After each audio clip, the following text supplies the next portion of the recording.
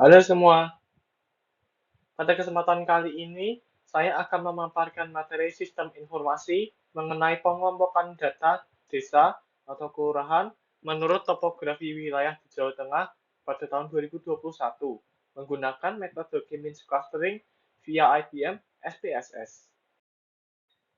Sebelumnya, saya sebagai presenter ingin memperkenalkan diri terlebih dahulu.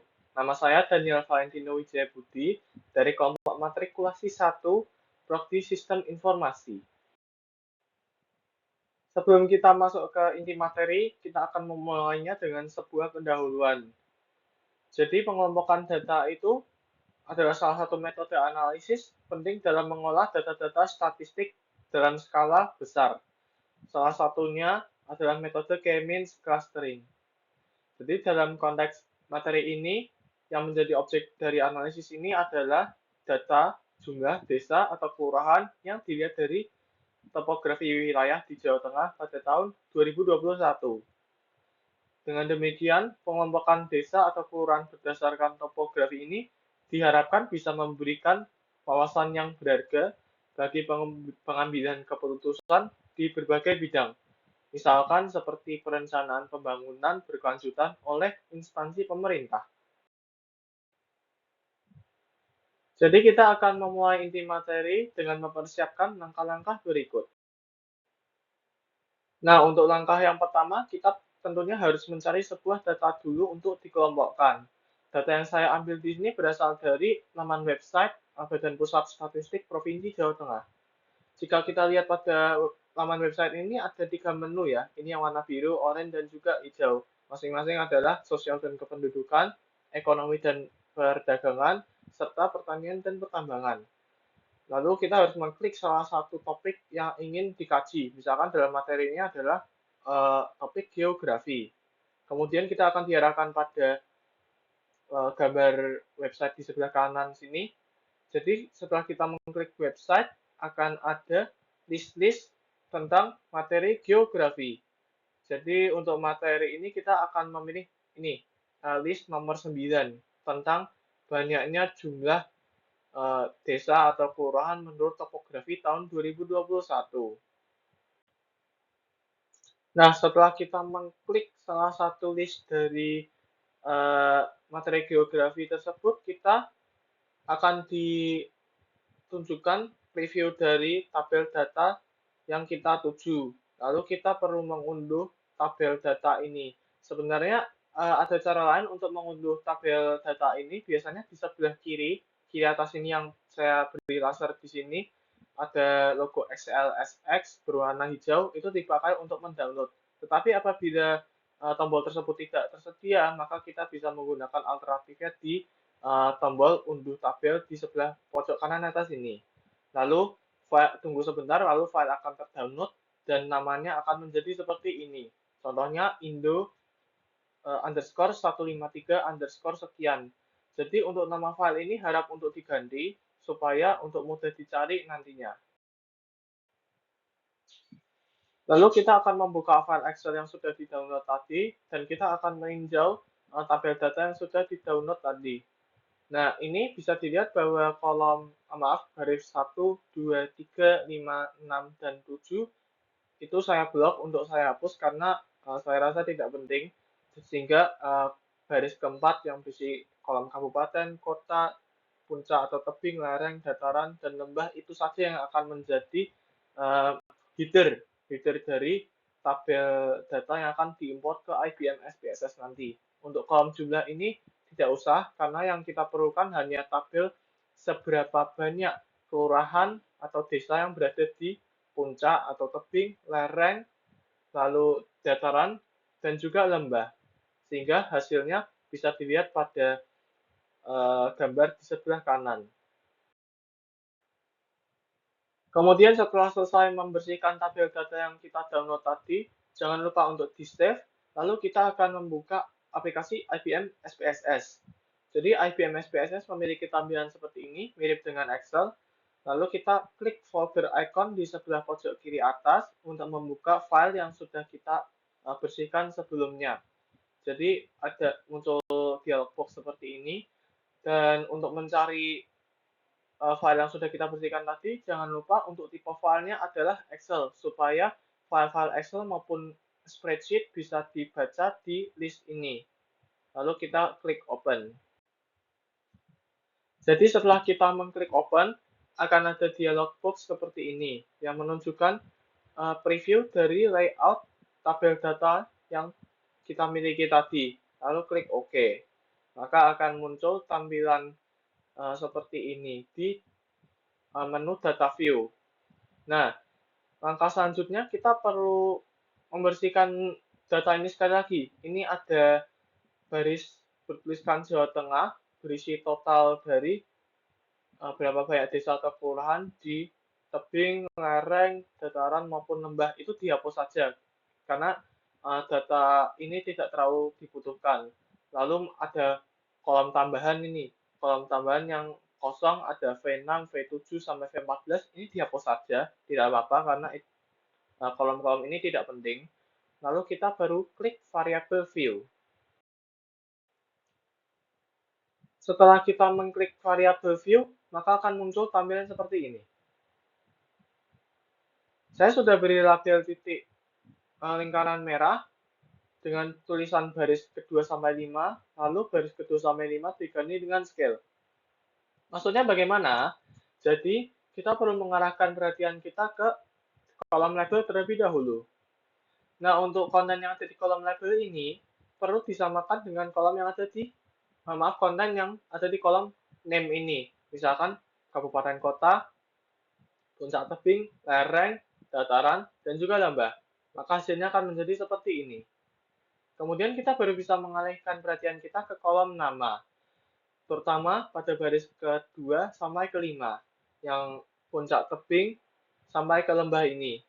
Jadi puncak tebing, lereng, dataran, dan lembah ini kita ganti menjadi X1, X2, X3, dan juga X4. Dan juga tipenya harus numerik. Untuk puncak tebing sampai lembah ini harus numerik. Kalau kabupaten kota adalah string, karena kabupaten atau kota kan merupakan nama. Jadi berupa tulisan, makanya tipenya harus string. Sedangkan puncak tebing atau lembah itu sampai lembah itu merupakan tipe data angka, jumlah berapa jumlah desa atau kelurahan di Jawa Tengah yang berada di topografi ini, sehingga tipe datanya harus numerik karena berupa angka, sehingga kita bisa mengganti format measure ini mulai dari puncak tebing sampai lembah ini menjadi scale semua, sehingga hasilnya menjadi seperti ini. Kemudian kita akan kembali lagi di menu data view, dan sini bisa lihat ya bahwa kolom kedua, 3, 4, 5 awalnya bertuliskan tebing, lereng, dataran, dan lembah, sekarang menjadi X1, X2, X3, dan X4. Lalu yang perlu kita lakukan selanjutnya adalah mengklik menu Analyze di sebelah atas ini, lalu pilih Classify, dan pilih K-Mean Cluster. Lalu kita akan diarahkan pada sebuah dialog box di sebelah kiri ini. Lalu apa yang harus kita lakukan? Jadi kolom X1, X2, X3, X4 ini yang sudah formatnya menjadi scale semua ini dipindah ke variabel, dan kabupaten atau kota yang masih berformat nominal dipindah ke label cases by. Lalu untuk number of clusternya secara default adalah 2 cluster saja, maka kita ganti menjadi 3. Lalu kita klik save di sebelah sini. Kemudian kita akan diarahkan pada sebuah dialog box kecil dengan 2 checkmark yang bertuliskan cluster membership dan juga distance from cluster center. Kita isi semua, kita centangi semua ini, lalu klik continue dan klik OK. Nah, langkah-langkah pengompokan tadi sudah selesai. Mari kita cek outputnya. Kemudian setelah kita selesai mengeksekusi pengompokan data via K-means cluster tadi, maka akan muncul satu window terpisah. Jadi tadi ada window yang memuat tabel data, lalu akan muncul satu window lagi yang memuat output dari hasil pengompokan data ini. Dari window yang terpisah tersebut, window output tadi kita bisa lihat ada 4 tabel output yang berisi initial cluster senders, iteration history, final cluster senders, dan juga number of cases in each cluster. Tetapi kita akan arahkan perhatian kita terlebih dahulu ke initial dan juga final cluster senders.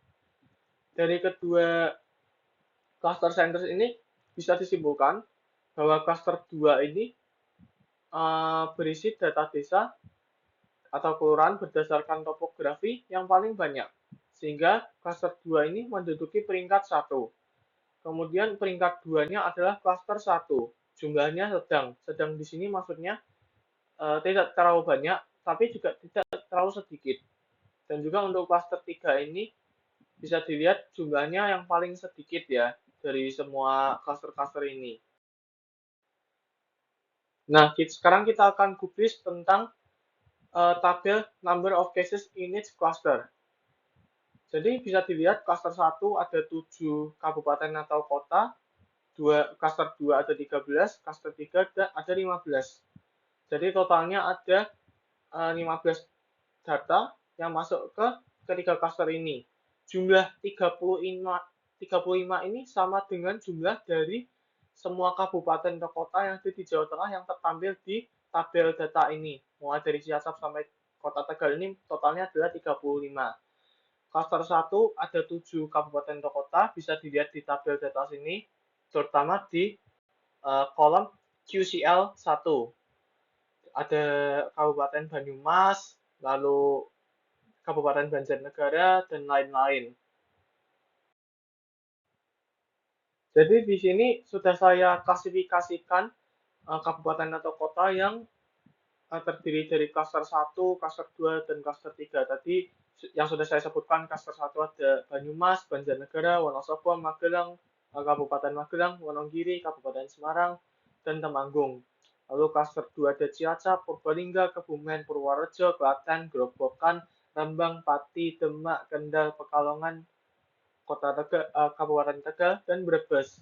Lalu untuk cluster 3 ada Boyolali, Sukoharjo, Karanganyar, Sragen, Blora, Kudus, Jepara, Batang, Pemalang, Kota Magelang, Kota Solo, Kota Salatiga, Kota Semarang, Kota Pekalongan, dan juga Kota Tegal.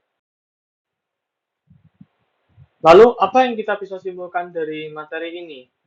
Jadi, metode K-means clustering ini bisa menjadi perantara untuk mengidentifikasi suatu pola atau struktur dengan mengelompokkan data-data ke dalam beberapa kelompok berdasarkan kemiripan karakteristik.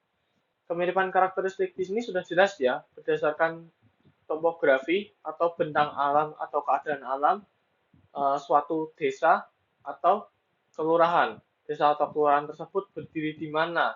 Berada di tebing, puncak gunung, lereng, atau lembah gunung, ataupun dataran.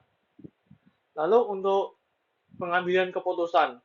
Jadi, hasil pengompokan data ini bisa menjadi bahan pertimbangan yang berharga untuk pengambilan keputusan di masa depan bagi instansi pemerintah sebagai pemangku kepentingan dalam merencanakan pembangunan secara berkelanjutan. Misalkan seperti ini, bagi wilayah yang berada di dataran rendah, bisa ditingkatkan infrastruktur transportasi, irigasi, maupun perumahan untuk mengakomodasi kenaikan pertumbuhan penduduk dan juga sektor pertanian. Lalu bagi yang berada di wilayah daerah gunung, misalkan lembah gunung, lereng gunung, puncak ataupun tebing, itu bisa diperhatikan dari sisi aksesibilitas. Aksesibilitas di sini maksudnya seperti perhubungan tentang jalan, kondisi jalan yang berkaitan dengan koneksi dari desa atau kelurahan tersebut dengan kota supaya akses masyarakat atau bantuan seperti bansos maupun jaringan internet bisa terjangkau sampai ke pelosok. Lalu bisa juga dari faktor pariwisata. Misalkan jika bentang alam atau pemandangannya bisa dikatakan bagus nih, itu bisa dijadikan sebagai objek wisata. Lalu apabila desa atau kelurahan tersebut dicap sebagai cagar budaya atau cagar alam itu bisa menjadi daya tarik tersendiri, daya tarik masyarakat tersendiri, dan bisa menjadi perantara pertumbuhan ekonomi masyarakat sekitar dari sektor pariwisata. Baik, cukup sekian. Terima kasih atas perhatiannya.